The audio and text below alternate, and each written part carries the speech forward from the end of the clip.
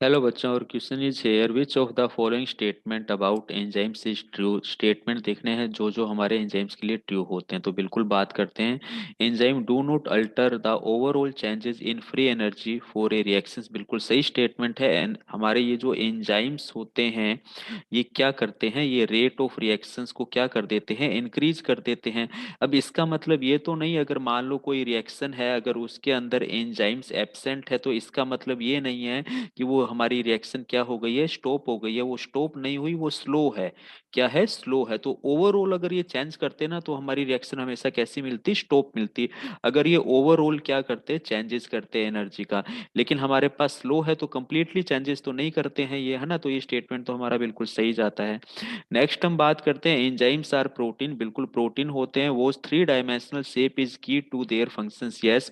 जो हमारे पास में एंजाइम्स होते हैं, उनकी ये जो टर्सरी स्ट्रक्चर होती है, ये मोस्ट एक्टिव स्ट्रक्चर होती है हमारे पास में, जो एंजाइम्स की तरह काम करती है प्रोटीन की। ठीक है, ये भी बिल्कुल आप याद रखेंगे, ये स्टेटमेंट भी सही है।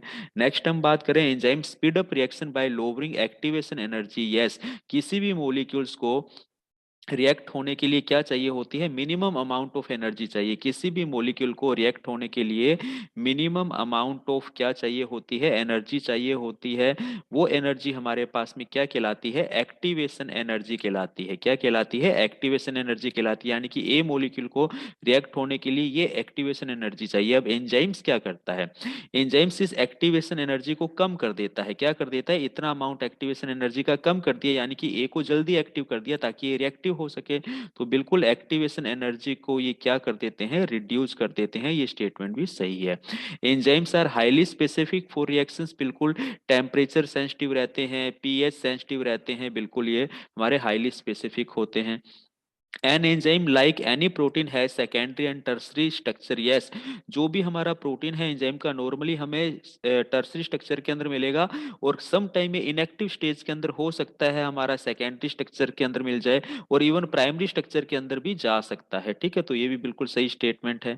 नेक्स्ट हम बात करते हैं, the energy input needed to start a chemical reaction is called activation energy. Every molecule को रिएक्ट होने के लिए एनर्जी चाहिए, मिनिमम अमाउंट ऑफ एनर्जी चाहिए, वो एक्टिवेशन एनर्जी है। ये भी स्टेटमेंट सही है, तो सारे ही स्टेटमेंट सही जा रहे हैं। इट मीन्स ऑप्शन ए हमारा यहाँ पर क्या है, बिल्कुल करेक्ट आंसर जाता है। Okay, thank you.